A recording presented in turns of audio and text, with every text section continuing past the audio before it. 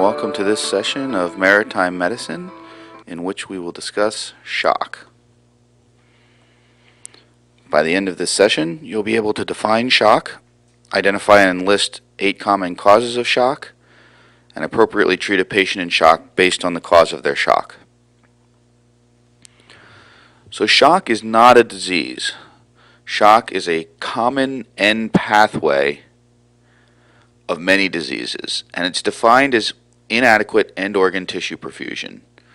What does this mean? Perfusion is your body's ability, using the mechanisms in place, to deliver glucose and oxygen in blood to an organ. And so shock would be inability of the body to deliver glucose and oxygen in blood to organs. There are 4 components that you need to have intact to ensure perfusion. You need to have blood, so volume, and in that you need to have oxygen and glucose. So if you don't have enough blood, if you don't have enough oxygen, or you don't have enough glucose, you can't perfuse organs. You need to have a heart as a pumping mechanism to push the blood around, and you need to have vessels to carry the blood. In your body, your basic unit of life is your cell. It's the smallest, what we would consider sort of an individual living entity. And they need energy to stay alive. And they generate this energy by basically chemically burning glucose with oxygen. Combine the two, they make carbon dioxide, just the same as if you were to burn a piece of wood. And the energy that they generate from doing that, they store in something called ATP. So if there's no oxygen or no glucose, they can't burn anything and they can't generate oxygen. Now there's some exceptions, and the muscles, for example, can briefly burn glucose without the presence of oxygen. But at the end of the day, for long-term survival, you need to have glucose and oxygen to produce energy, and if there's no energy, there's no life. Blood transports these substances to the target organs. The vessels of the pass that are used to deliver them, and the heart's the pumping mechanism. So any problem with any of these 3 areas, the blood, the vessels, or the heart, you'll get shock. So if the blood can't carry nutrients, there's either not enough of it, or there are issues with the way those nutrients are being delivered to the blood, then you've got shock. If the vessel volume changes radically, and there's too much vessel volume for too little blood volume, and the body can't deliver those nutrients, you've got shock. And if the heart doesn't pump regularly, or if it's not pumping well, you've got shock. So flow, blood flow, essentially is perfusion in this model, and we can sort of parse out of that if you don't have enough oxygen in the blood or you don't have enough glucose in the blood. We'll talk about those, but for most of the models of shock that we're concerned about, blood flow is perfusion. So if you've got adequate flow, you've got adequate perfusion. And if you have inadequate flow, then you have inadequate perfusion, and if you combine our prefixes and root words, that's hypoperfusion. So we're talking about inadequate tissue perfusion or hypoperfusion of the end organs, and that's shock. So as we, with a few exceptions, low oxygen, low glucose, almost every other type of shock is caused by inadequate blood flow for problems either of blood volume, vessel volume, or the heart's ability to pump. There are many, many different types of shock, but I'd like you to remember these. These are common types of shock, and these are ones that you will be called upon at some point in your career to address. Not necessarily all of them, but many of them in one way or another. The mnemonic for it is RN CHAMPS. So RN is short for registered nurse. So RN CHAMPS, respiratory shock, neurogenic shock, cardiogenic shock, hypovolemic, and as a subset of hypovolemic, hemorrhagic shock, anaphylactic shock, metabolic shock, psychogenic shock, and septic shock. So in respiratory shock, you have failure of the respiratory system. And what we're talking about specifically is the pulmonary respiratory system, although there is a cellular respiratory system as well, and that can also fail. and I'll mention that briefly. So you get limited or no oxygen delivery to the bloodstream typically. So someone's not breathing well, they've got pulmonary edema, they've got an asthma attack, they can't deliver oxygen to their bloodstream. Well, if they can't deliver oxygen to the bloodstream, they can't circulate it, and if they can't circulate it, they can't perfuse their organs, and if they can't perfuse their organs, they're in shock. So that's the type of respiratory failure we typically think about. But others, like carbon monoxide poisoning, where carbon monoxide outcompetes the oxygen to bind to the hemoglobin in your red blood cells, that's another form of respiratory shock. It's a toxic respiratory shock, but it's failure of your respiratory system to be able to deliver oxygen to the cells. You can get plenty into your lungs. It's hanging out there ready to go into the blood in the alveoli, but it's outcompeted by the carbon monoxide. And some toxins like cyanide actually poison the cell's respiratory system. So at the cellular level, the cell can't use oxygen. And so those would be types of respiratory shock, although we think of them as a toxic type of respiratory shock. In neurogenic shock, you have a spinal cord injury. This is discussed quite a bit more in the spinal injuries lecture, but the basics are that your spinal cord always is constantly triggering your adrenal glands to release epinephrine and norepinephrine, or adrenaline and noradrenaline. And those maintain two things. They maintain some vascular tone, so your blood vessels are always slightly more constricted or moderately more constricted than they would be without this tone. And they also keep your heart rate beating in its normal range, it's kind of triggering the heart a bit. And that's called your sympathetic tone. And if you get a spinal cord injury and you lose sympathetic tone, so you're no longer triggering the adrenals, the blood vessels dilate because they now no longer have that sympathetic tone. So they get bigger. What happens when you increase the volume of a container without increasing the volume of the contents of the container? You decrease the pressure. So the pressure of blood flow decreases. So the vessels will dilate and the skin will remain warm, which is unusual in shock. Also, your heart is controlled not just by the sympathetic tone, but also by what's called vagal tone. And the vagal tone works opposite of sympathetic tone. It decreases your heart rate. And so if suddenly you take away your sympathetic tone, you have unopposed vagal tone, and the heart rate slows down. So these patients in shock have low blood pressures with warm skin and bradycardia, which is a very unusual looking presentation. In cardiogenic shock, you have pump failure, and the heart's output depends, what we call cardiac output, depends on how often the heart beats and how much blood volume it's putting out, so your heart rate and your contractility. So either a rate or contractility problem can cause pump failure, so either an irregular heartbeat or a heart attack. We think about heart failure, acute heart failure, in terms of the acute myocardial infarct, the acute heart attack. So suddenly some section of the heart's wall is no longer squeezing, particularly on the left side, and so the blood's not pushed forward and it backs up into the lungs and they get acute cardiogenic pulmonary edema, their blood pressure drops. These patients are incredibly sick. But very low heart rates, obviously, could decrease your cardiac output. That makes sense. If cardiac output is just your volume times your heart rate. But very fast heart rates can also cause cardiogenic shock, and they do that by not allowing the heart enough time to refill. So even though you're contracting okay, and even though your rate's high, your actual volume of blood being pushed forward drops to the point where it's just not effective at all. In hypovolemic shock, you lose volume, essentially blood volume, either whole blood, so all the blood components, the red blood cells, the platelets, the proteins, everything in the blood, or just plasma. So in trauma, you've got whole blood loss. In burns, you lose a lot of plasma. With vomiting, diarrhea, increased urine output, increased respiratory losses, you lose a lot of free water from your body.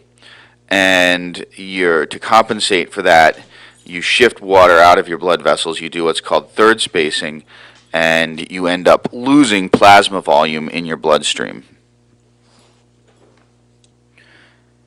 In anaphylactic shock, the body has a severe allergic reaction. It overreacts to some innocuous or minimally dangerous allergen for an invader, and the body releases a lot of histamine so that the immune system can get to that spot. Well, what does histamine do to help the immune system get to where it's needed? Although in this case it's not really needed. The histamine causes blood vessels to dilate. So you've got now big blood vessels and haven't changed your volume, and so your pressure drops, so that decreases perfusion. And then the blood vessels become leaky because you want everything to be able to get out of the vessels to the area of the invader. Again, not necessary in this case, but would be necessarily in a normal response to an infection. And so they become leaky, and so now you lose blood volume. So now not only do you have big blood vessels, you've lost volume, and that's sort of a double hit on being able to perfuse. And sort of in a tertiary way, anaphylactic shock will also cause a respiratory shock by causing the airways to constrict. You get constriction of the bronchi, or bronchoconstriction, and then you end up with a respiratory failure as well, respiratory shock, and inability to deliver oxygen to this low blood volume in a big vessel space volume anyway, and so it's sort of a triple whammy. In metabolic shock, you have some sort of hormonal disorder of any of your endocrine glands. We think about the adrenals, the pancreas, the thyroid also. Compromises either nutrients in the bloodstream or flow or vessel capacity. And the obvious one here is the patient who's a diabetic, takes too much insulin, and the blood sugar drops. So that's a pancreas problem. Or related to a pancreas metabolic hormonal disorder, and the blood sugar drops. So you just simply aren't delivering glucose. The vessels are fine, the blood volume's fine, the heart's pushing forward, but you don't actually have the glucose to deliver. So it's sort of analogous to respiratory shock. The system's intact, you just aren't loading the nutrients into the blood, and they're not making it to the organs. So that's sort of the obvious one, but some of the less obvious ones, the adrenal glands, we talked about their effect in neurogenic shock. They can be injured for other reasons as well, and so you can end up with dilation of the vessels, loss of your sympathetic tone. In hyperthyroidism, the thyroid controls your metabolism, the thyroid hormones, and so if you have a problem with the thyroid, you have hyperthyroidism, too many, you increase your heart rate, your body's breaking itself down, and eventually you go into heart failure from that. And that can be fatal, and it's something that develops over time and then gets worse, and the patient's got a high heart rate, not so much from the shock, although it starts to contribute, but from this hypermetabolic state, and they've wasted all their nutrients, and it's a real problem. Psychogenic shock is syncope, just fainting. Stress, pain, fright are typically the causes, although that's sort of a diagnosis of exclusion. A cardiogenic shock from an irregular heartbeat could also make you pass out. But in this case, we're talking about simple psychogenic shock. You have this event that really bothers you, either consciously or unconsciously. Your vessels all dilate and your heart rate slows down. And this is an absolutely silly anti-Darwinian response, because if the saber-toothed tiger suddenly appears behind the bush and you pass out, you're dinner. So this is kind of selective against people who have syncope from psychogenic shock. But at any rate, the brain becomes hypoperfused and you become unconscious. Now the big plus to this is it's self-correcting. So you're standing up, it's hard for the blood to get to your brain. You suddenly are hypoperfusing your brain. You pass out. What happens when you pass out? You fall to the ground. Your head is now level with your heart and your toes. There's no greater difficulty in getting the blood to your brain, and so you now are able to adequately perfuse your brain. In septic shock, you have an infection, and kind of like an anaphylaxis, the body responds to the infection, which is appropriate, but may have an excessive response, systemic inflammatory response syndrome, where the response itself does many of the same things we see in anaphylactic shock. You've got the blood vessels dilating, you've got them becoming very leaky so the immune system can get to where it needs to fight the infection. The problem is if you have a systemic infection, you're fighting it all over your body, and you're going to end up with this systemic response and shock from basically volume and blood vessel caliber issues. And ultimately, depending on what toxins are being released, you can come into heart failure and respiratory failure as well. So it can be multifactorial. Of all the diseases, shock states you're going to see, hypovolemic shock is going to be the most common. And so as we talk a little bit about shock physiology from here, that's what we're going to focus on. Hemorrhage from trauma, that's what you're going to see in your younger population, or hemorrhage from medical illness, so the 23-year-old female with an ectopic pregnancy that ruptures and suddenly has a belly full of blood, or the 62-year-old 3-pack-a-day smoker who has abdominal pain and suddenly their abdominal aortic aneurysm ruptures and they die from bleeding to death into their abdomen. Dehydration, which is the leading cause of death in children worldwide. Number one reason why kids die is dehydration. And so that can, in a first world country on board the ship where you have the ability to start IVs and give anti-nausea medications, this shouldn't cause someone's death, but it is a possibility and you need to be aware of that. And then other fluid losses from burns or other causes. So using hypovolemic shock as the model, we talk about compensated or compensatory shock, in which you have essentially a 15% volume loss. And that could be true volume loss. It could be a relative volume loss. That is a roughly 15% increase in your vascular capacity, the size of the blood vessels. But at any rate, the body increases the heart rate and then tries to squeeze down the blood vessels as well, increase vascular resistance. So in your hypovolemic shock patient, this is what you're going to see. A slight increase in heart rate and a slight decrease in blood flow to organs like your skin and your muscles and your hands. So it's sacrificing some organs to protect others. And this may also be a good protective mechanism. If the cause of bleeding is an injury to your arm, if I can decrease blood flow to the arm enough to let the body clot off, well, that's a really great thing. That might actually save your life. So this is a relatively adaptive mechanism. Between 15 and 20% of your volume, you transition into the next stage of shock. And so in an adult, that's about 1 liter of fluid. So that 15% is somewhere between 500 mLs and 1 liter in most adults. We have about a 5 to 6 liter circulating blood volume. It's a half a liter in children, and in infants, it's a tiny amount of blood, 50 to 70 ml. We're talking 20% blood volume. So that's now decompensated or decompensating shock. So you've got a 15 to 30% volume loss, and the body begins to no longer be able to compensate. And what were we doing when we were compensating? We were directing blood to our brain, to our heart, to our lungs, to our vital organs, cutting off blood to other areas, and increasing our cardiac output a little bit by increasing our rate. Well, now our rate goes way up. We can no longer perfuse our brain, so we have altered mental status. Initially, our blood pressure is normal, and then very late, when we really decompensate, our blood pressure drops. We get hypotension. We feel short of breath. We have dyspnea because we're not delivering enough oxygen to our vital tissues. So our body's saying, more oxygen, more oxygen. We're hypoperfused. We're in shock. And our kidneys say, wow, we need to keep in all the volume we can, and so they decrease urine output.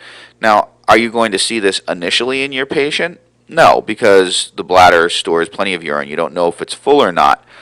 But if you're taking care of a patient who's had an injury or a burn over 24 hours, and you're tracking their urine output, which you should be doing as part of their nursing care, you will discover between shifts that the amount of urine they're producing is going down and going down and going down, and that's a sign of significant shock. In lethal or fatal shock, you really can't perfuse your vital organs at all. The pump fails, the heart goes from being fast, now we've burned out all our mechanisms for trying to increase our cardiac output, and the heart rate slows. This happens very early in children, and that's an ominous sign. The patient has no perfusion to the brains, they're comatose, and there's essentially no survivability. Could it happen that these patients would survive if they were, say, a trauma patient and they were at a trauma center and could get blood products and go right to the operating room and have whatever the hole is plugged? Yeah, it's a possibility, although there probably would be some brain injury from inadequate perfusion, hypoxia, etc. But in the shipboard environment or the remote environment, if you have a patient with greater than 30% blood volume loss and they're unresponsive and their heart rate is low, chances are good they're going to die. So again, shock is not a disease, and it occurs in the context of another disease. So to recognize it, first you have to know that there's even something wrong with your patient. You've got to figure out that their complaint means something. There's something going on. You perform your initial history and physical, you do an assessment, and you always, every patient you see, you always have shock in the back of your mind. Does this patient have inadequate end organ perfusion? So look for symptoms and signs. And if the patient is unresponsive and they've got a pool of blood beside them, that's easy.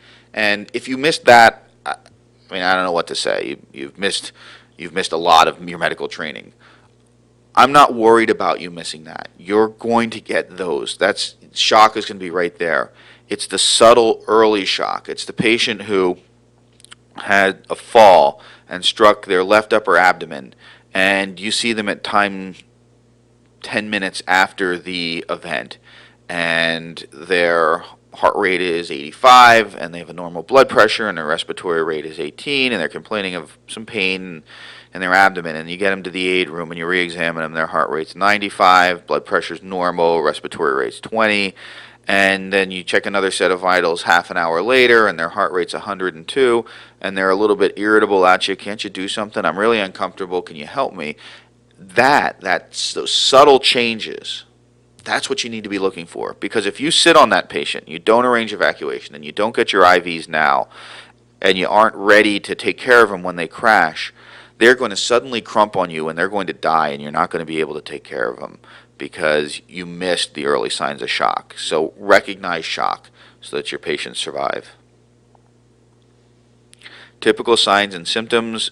The symptoms include anxiety and restlessness, that change of blood flow to the brain, the release of the adrenaline and the noradrenaline because the body's trying to respond to an injury. And if people aren't fighting or fleeing, they're going to feel restless and anxious. They may have a feeling of impending doom. It's interesting, but that's people actually get that feeling with severe illness, particularly shock. They may be confused. They may feel dizzy or lightheaded. They may feel nauseated. And oftentimes they'll feel thirsty because the body recognizes that it's losing volume. And how does it replace volume? It replaces volume by drinking fluids. So there's this imperative to drink. Typically you would not allow these patients to drink, but we'll talk a little bit more about that as well.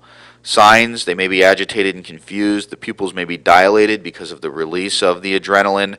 The eyes may appear dull. They may have sweaty skin because that's a really good mechanism for responding to being attacked by something. If you get all sweaty, it's hard for a bear to grab onto you, so you can wrestle your way away from it and run away. You may start vomiting. The patient may be vomiting. They may have pale, cool skin. Shallow and rapid breathing. They're trying to get more oxygen in. They may have a rapid pulse early on, and it may feel weak to you because if they're peripherally vasoconstricting, they're decreasing blood flow to their extremities. So even if their core blood pressure is normal, they're already sacrificing their limbs to protect their core, their vital organs, and so the pulse may feel weak to you. Tracking them over time, they'll have the decreased urine output, and late in the game, they'll have a low or falling blood pressure. And you trend this, and it's the trend that really matters. In hypovolemic shock, you're going to see sort of the classic picture of shock, a weak rapid pulse and pale, cool, clammy skin. In cardiogenic shock, because the shock may be caused by a heart rate problem, they may have a weak rapid pulse or a weak slow pulse, but they'll also tend to be pale and cool and clammy. In neurogenic shock, they'll have a weak, slow pulse because of that increased vagal tone, and dry, flushed skin because of the vasodilation. And these are patients who present immediately with low blood pressure because they have no way to compensate for it. They go immediately into a decompensated shock phase because of that dilation and the inability to increase their heart rate. And then in sepsis and anaphylaxis, you get a weak, rapid pulse, and often you'll have dry, flushed skin because you also get blood vessel dilation, and so it'll be maybe red in appearance. It often is with anaphylaxis. You'll even see the hives, the urticaria. And hopefully they'll also be itchy because that's a nice clue for you. And they'll develop wheezing and difficulty breathing from the bronchospasm. So if you see those findings, think anaphylactic shock. Although again, you have to think about, could there be other causes of shock as well, because they may not have all the classic findings. That low blood pressure is a late sign. It means that your defense mechanisms are exhausted. Now in neurogenic shock, where you get vasodilation, and in anaphylactic and even in septic shock where you get vasodilation, you may see that earlier rather than later. Also, in patients with comorbid disease, heart disease, or they're on medications that don't let their heart rate speed up, beta blockers or calcium channel blockers for high blood pressure, they may present with hypotension early because they can't increase their heart rate. Now, the scary thing is they may not present with hypotension, and they may present with a normal heart rate because they can't increase their heart rate, and then suddenly crump on you much faster than you would expect. So if somebody's on a beta blocker or a calcium channel blocker type blood pressure medication, then even if their heart rate's normal, you need to be suspicious. And in an infant or child, when they get hypotensive, it's a near-death state. In an adult, if it's associated with alteration in mental status, it's a near-death state. So the first thing to do is make sure you're not going to become a victim of whatever got this person ill. X, A, B, C, D, E, F. And frankly, you're probably, if they're really sick, if they're in decompensated shock, you're not going to get past X, A, B, C, D, E, F. You're going to be doing that until you evacuate them or they die. Administer high-flow oxygen, 15 liters per minute via a non-rebreather, or use a bag valve mask to support their ventilation if they're in respiratory distress or respiratory failure. Reassure and calm the patient and have them lie down. We no longer elevate the feet. That's not really an effective technique for improving perfusion, and because you shift the abdominal organs up against the diaphragm, you compromise their ability to breathe. Keep the patient warm. Don't overheat them. You don't want to force them to vasodilate if they're in hypovolemic shock, and now you make them really warm so all their blood vessels dilate and all that blood rushes away from the core to the periphery.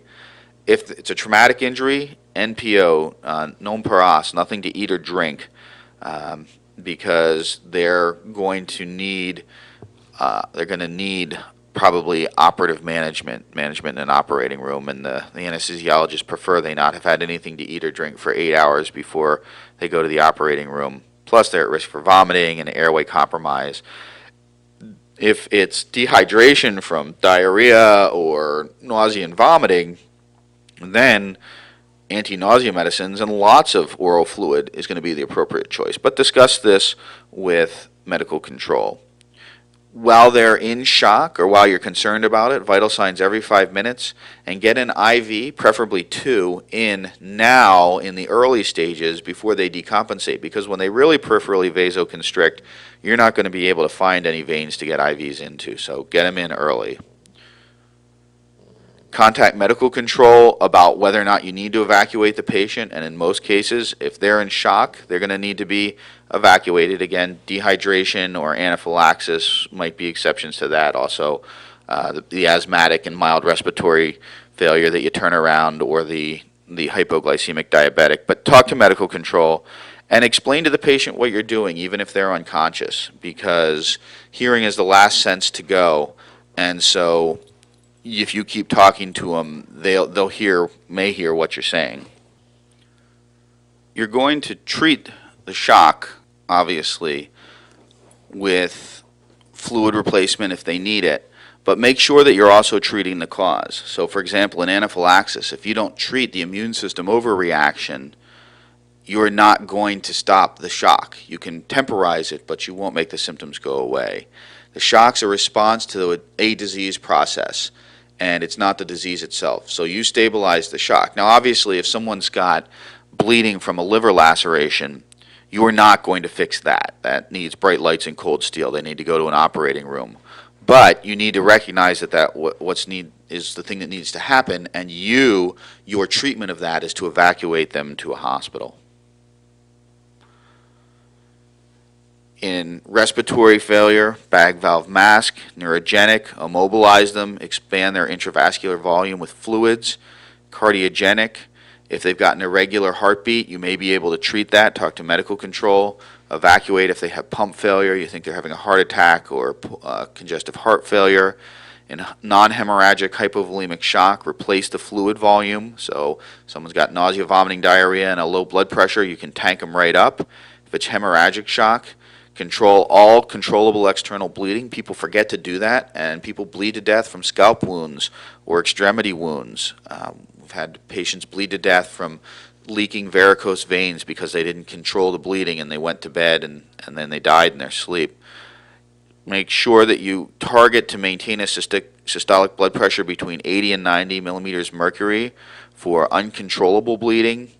Don't go too high because you don't want to wash clots out and increase the bleeding. But if you can maintain a systolic blood pressure of 80 to 90 with IV fluid administration, normal saline or lactated ringers, then you'll perfuse the brain and the heart and your vital organs. Anaphylactic shock, epinephrine intramuscular, and you may need to do this multiple times. Histamine blockers, both H1 like diphenhydramine and H2 like ranitidine or the other H2 type blockers.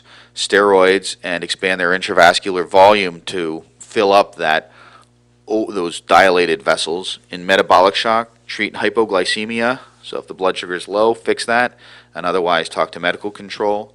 Psychogenic, of course, is self-correcting. Just don't let them injure themselves. If you're by somebody and they're having what appears to be a fainting episode, psychogenic shock, don't let them hit their head on the floor and get another injury. Septic, you're going to treat the infection, so antibiotics and lots of IV fluids, and you are going to evacuate them so fast.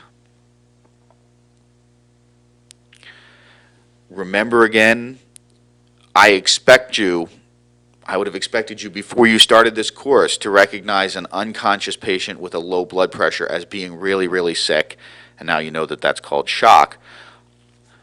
I want you to be able to recognize people in very early compensated shock. Begin your treatment early before they get that sick. The falling blood pressure is a late sign. It means you are way, way behind. Don't get there. Identify that shock early.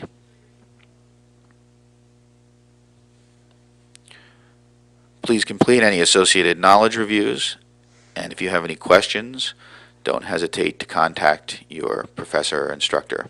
Thank you very much.